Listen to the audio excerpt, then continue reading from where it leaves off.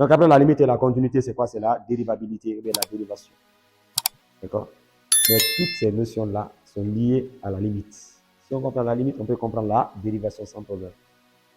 Mais lorsqu'on ne comprend pas la limite, c'est qu'on aura un peu de difficulté pour comprendre la dérivation. Et ces notions-là rentrent dans le type d'une fonction. D'accord? C'est quoi la dérivation? On va définir d'abord ce qu'on appelle dérivation. Ça, c'est la variabilité. Et la dérivée là que vous voyez souvent en physique, là, dérivée là, c'est maths. C'est des concepts mathématiques que le physicien va utiliser deux fois. D'accord? On va d'abord prendre ici la dérivation en un point, x0. On va d'abord définir et comprendre quelle est son interprétation graphique. Dérivation. Parce qu'il soit f, une fonction. Ça fait une fonction et x0, un nombre réel. Bon, c'est pas grave, un nombre réel. On dit que f est dérivable. On dit que f est dérivable en x0 si et seulement si la limite de f de x moins f de x0 sur x moins x0 quand x tend vers x0 donne un nombre réel L. On va noter par f dérivé de x0. C'est la définition de la dérivation en x0 tout simplement. Vous avez une fonction f, vous avez un nombre réel qu'on va vous donner, x0. Maintenant, on va vous demander est-ce que la fonction est dérivable ou pas en x0. Pour le savoir, il suffit seulement de calculer la limite de f de x moins f de x0. Il y a un nombre réel x0, ils vont vous donner ça dans l'exercice. Et maintenant, tu calcules la limite du taux f de x moins f de x0 sur x moins x0. Si la limite là te donne un nombre réel quoi, on peut trouver infini. Mais si la limite là te donne un nombre réel, ce nombre réel là est noté par f dérivé de x0 en maths, f dérivé de x0. Si c'est un nombre réel que vous trouvez, vous allez dire que la fonction est dérivable en x0 quoi. Si c'est un nombre réel qu'on trouve. C'est un peu comme la continuité quoi. Si on trouve un nombre réel, c'est dérivable. Si on trouve un nombre réel au niveau de la continuité, c'est continu. D'accord? Ce nombre-là est noté par f dérivé de x0. Mais comment on l'appelle? F dérivé de x0 là, ce nombre-là, et moi j'ai noté par L ici, est appelé, ce nombre-là est appelé nombre dérivé. Nombre dérivé de la fonction de f ici en x0. Ou bien on peut aussi l'appeler coefficient directeur. Coefficient directeur de la tangente. De la tangente. Ici à la courbe C de la fonction f en x0. Donc si vous trouvez ce nombre-là, on peut l'appeler nombre dérivé, noté par f dérivé de x0. On peut aussi l'appeler coefficient directeur de la tangente à la courbe C en x0. Mais c'est quoi la tangente d'abord? C'est quoi la tangente? Je vous ai demandé si vous avez fait ça en 11e année. Quand on dessine une courbe, c'est quoi la tangente à une courbe? Pas tangente en trigonométrie. Hein. Sinus sur cosine, c'est pas ça. Voilà. Vous avez une courbe dessinée dans le repère. La tangente, c'est quoi? La définition. Qui se rappelle? On suppose que on a un repère ici. Vous avez un repère qui est là. Vous avez ici I, vous avez ici J. Maintenant, vous dessinez une courbe quoi? Quelconque. Je suppose que ça là, c'est ma courbe. Ça, c'est une courbe. C'est quoi la tangente? La tangente, c'est quoi? On dit que la tangente, par définition, c'est une droite qui touche la courbe en un seul point. Une droite qui touche la courbe en un seul point est appelée tangente de la courbe. D'accord? Vous savez, une courbe, c'est un ensemble de points. Mais lorsqu'on place un point sur la courbe, ici, c'est un point ici, A, quand on demande de tracer la tangente, c'est une droite. Une droite qui va passer par un seul point. Donc, si vous devez tracer la tangente de point A, par exemple, c'est comme ça, vous dessinez une droite qui va passer uniquement par A. C'est ça la tangente, en un seul point. Cette tangente est là, notée par T. D'accord? Donc la tangente, c'est une droite qui passe par un seul point d'une courbe. Maintenant, la valeur que vous trouverez ici, parce que le point A, là, son abscisse, c'est x0 par exemple. Le point A, son abscisse, c'est x0. C'est ça quoi? Donc on dit par définition, la valeur qu'on trouve là, qu'on appelle nombre dérivé là, représente le coefficient directeur de la tangente à la courbe C de la fonction f au point d'abscisse x0, quoi. Un point qui a pour abscisse x0. Donc, quand vous tracez la tangente, là, son coefficient directeur, c'est aussi la valeur que vous avez trouvée ici. Donc, coefficient directeur. L'équation d'une droite, c'est quoi? On va un peu vous aider là. L'équation d'une droite. Y égale AX. La forme la plus simple, c'est ça, non? Quel est le coefficient directeur de cette droite? Qu'est-ce qu'on appelle coefficient directeur d'une droite? Connaissant l'équation de la droite. C'est le coefficient de x. Et quel est le coefficient de x ici? Alors A là, c'est le coefficient directeur. C'est ça qu'on veut vous dire par là, quoi. C'est que la droite qui est là, quand vous trouvez son équation, l'équation serait comme ça. Maintenant, la valeur qui va maintenant multiplier x là, c'est le coefficient directeur. Cette valeur n'est autre que le nombre dérivé de la fonction en x0. C'est ça. C'est que pour avoir cette valeur là, il suffit seulement de calculer la limite de la fonction là, de ce taux. La valeur que vous trouverez, si c'est un nombre réel, cette valeur là, c'est le coefficient directeur de la tangente. Donc, on peut l'appeler nombre dérivé. On peut aussi l'appeler coefficient directeur de la tangente ou bien la pente de la tangente au point d'abscisse x0. Donc, cette tangente qui est là, son coefficient directeur, c'est x0. D'accord? Mais on va faire des exemples pour que vous compreniez ça. Comment retrouver ce nombre dérivé là. Mais je dis non. Si vous ne trouvez pas une valeur finie, dites que la fonction n'est pas dérivable. Si vous ne trouvez pas une valeur finie. Mais lorsque vous trouvez une valeur finie, cette valeur finie est appelée le nombre dérivé, c'est aussi appelé le coefficient directeur et la fonction est dérivable. On va prendre un exemple. Hein. Regardez. Je prends ici un exemple. On va dire ici soit f de x égale à x carré plus 5 et x0 égale à 2. C'est bon, c'est un exemple que je donne. On peut vous demander de trouver le nombre dérivé de f de la fonction f ici en x0. x0 c'est 2 quoi. C'est pas compliqué, hein. Vous appliquez la formule là seulement. Donc pour avoir le nombre dérivé, c'est ce que noté par f dérivé de x0 quoi. Pour l'avoir, qu'est-ce qu'il faut faire? On calcule la limite du taux. C'est la limite là qu'on doit chercher quoi. Et la formule là, je fais ça en 11e année. Seulement on ne détaille pas très souvent en 11e année. En 11e année, on fait le sens des variations d'une fonction en 11e. C'est pas si vous le faites vous, mais ça c'est le taux, ok? Le taux là, on calcule sa limite. Donc si on vous donne une fonction et qu'on donne ici la valeur de x0, pour calculer le nombre dérivé ou bien le coefficient directeur de la tangente, appliquez la formule seulement. En disant que ce nombre dérivé là, c'est-à-dire f dérivé, pour nous x0 c'est 2.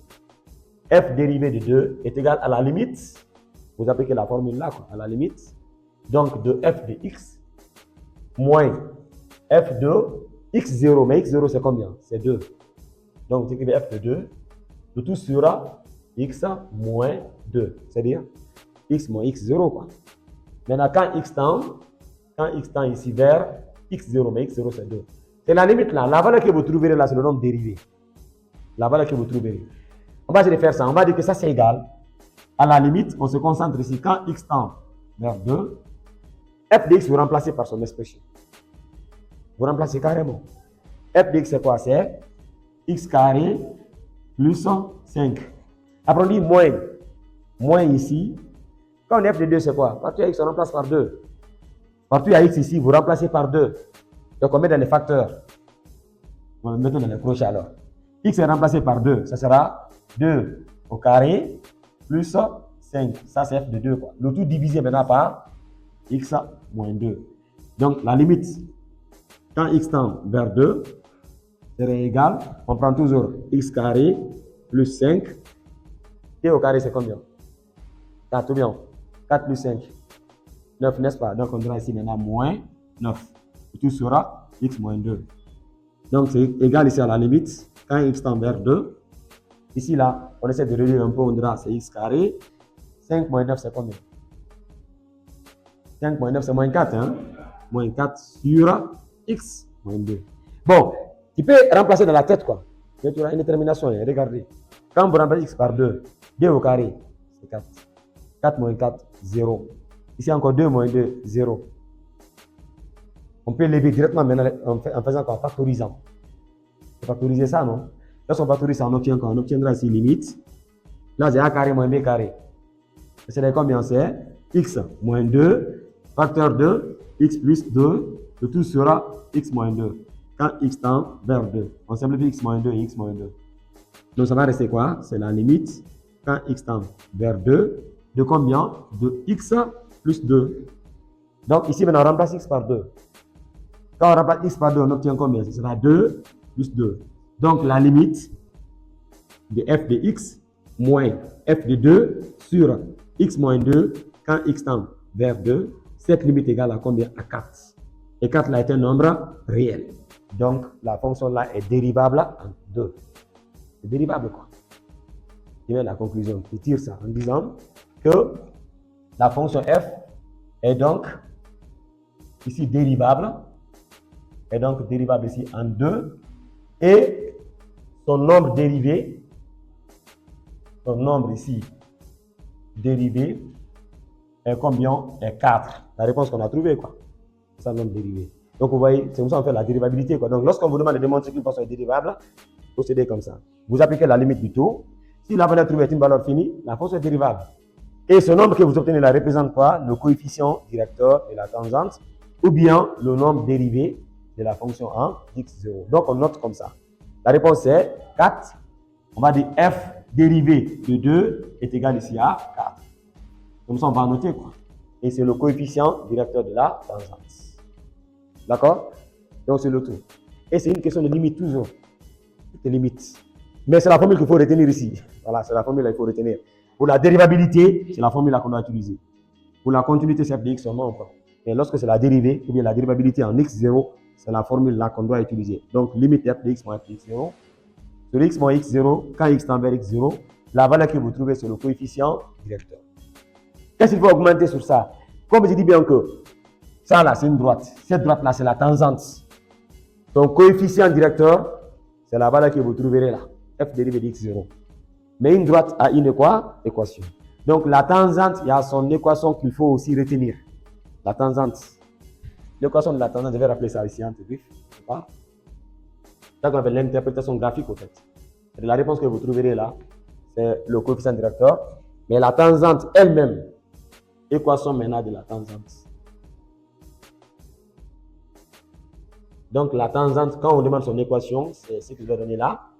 La tangente a pour équation y égale à f dérivé, la valeur qu'on a trouvée là, quoi, f dérivé de x0, nombre dérivé, facteur de x moins x0 plus f de x0. C'est l'équation d'une tangente au point d'abscisse x0. Donc vous ne pourrez jamais la voir sans trouver d'abord le coefficient directeur. Et ce coefficient directeur, c'est quoi? C'est tout simplement le nombre dérivé de la fonction en x0.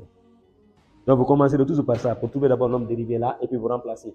x0 c'est la donnée, f de x0 vous remplacez dans la fonction mère pour trouver l'équation de la tangente. Ce nombre là vous trouverez avec la limite pour un début. Il y a une autre méthode devant, plus simple, pour trouver ce nombre dérivé. La méthode là c'est quoi? Je pense que je vais un peu signaler ça ici au niveau de la physique. Si vous voulez calculer 4 là, vous voulez avoir 4 là, sans faire la limite. Sans faire la limite quoi. Vous voulez calculer 4 là, directement nombre dérivé, sans faire la limite. Mais on reviendra dans le cours à venir sur ça. Et regardez, vous avez f de x égale. On n'a pas dit, je vais supprimer ça dans mon cours. Vous avez x carré plus 5. On peut dériver ça, non? Ça fait comment dériver ça? Oui. Dériver en physique, on a vu là. Voilà. Tu dérives seulement, sans faire limite, c'est la même réponse qu'on aura. Mais bon, pour le moment, nous sommes avec la définition. Tu dérives seulement, ça n'est sur vous, vous n'allez pas passer par la méthode là. Ça prend beaucoup de temps. Vous dérivez. Sauf si je vous impose. Quand vous dérivez ça, f dérivé de x, c'est la dérivée de x au carré plus 5. Dérivée d'une somme, c'est la somme des dérivées. Vous avez dit ici quoi? Lorsque vous avez x à la puissance n, si on veut dériver ça, c'est égal à combien? N la descend, non? C'est n fois x à la puissance n moins 1. On diminue quoi? Hein? Donc quand on veut dériver x au carré, qu'est-ce qu'on obtient? 2 la descend quoi? 2 va descendre, on obtient quoi? On obtient 2x.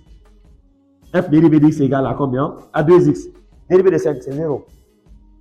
Dérivé d'une constante, c'est 0. Quand vous avez une constante, ici, la dérivée égale à 0. Vous voyez, ça, c'est la fonction dérivée. Maintenant, vous voulez avoir quoi? Vous voulez avoir f dérivé de 2. F dérivé de 2. x0 égale à 2, quoi. Donc, vous remplacez maintenant x là par 2. C'est tout.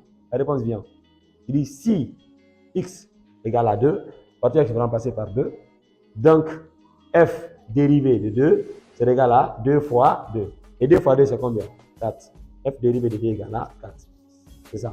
C'est la même réponse, quoi. Nombre dérivé. Mais ça, c'est en passant par la dérivée. Mais comme nous ne sommes pas encore arrivés là-bas, on prend la définition d'abord.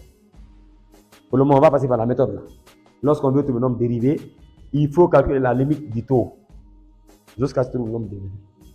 D'accord? Pour un début, c'est comme ça. Donc, la valeur que vous trouvez ici, c'est une valeur finie. Dites que la fonction est dérivable. Fini. Mais quand c'est infini, la fonction n'est pas dérivable. On peut trouver infini, on va faire des cas où on va trouver infini. Si vous trouvez que la limite est égale à infini, dites que la fonction n'est pas dérivable.